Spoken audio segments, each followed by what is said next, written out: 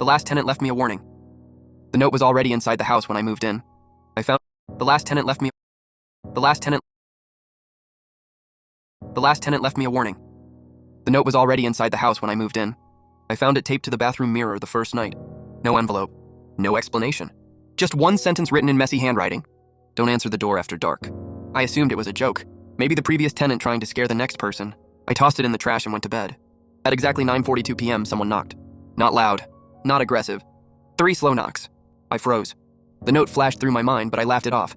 I hadn't even unpacked yet. There was no way someone already knew I lived there. I looked through the peephole. No one was there.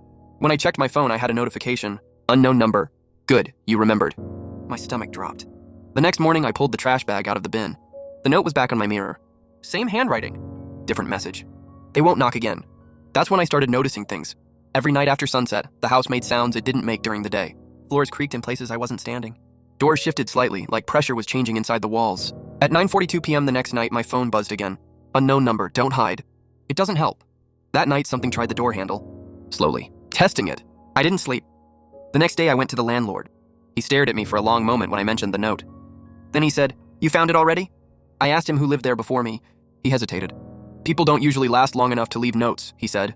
That night, I found a third message on the mirror. "If you're reading this, it's already noticed you." The knocking never came again. Instead, the lights flickered, and I heard breathing. Not in the house. From the walls. That's when I understood. The note wasn't a warning. It was instructions. So I followed them. I stopped answering doors. Stopped turning on lights after dark. Stopped reacting. And whatever it was, stopped trying. A week later, I moved out. As I was locking the door for the last time, I taped a note to the mirror. For the next person, don't answer the door after dark. Because some things don't want in. They want acknowledgement.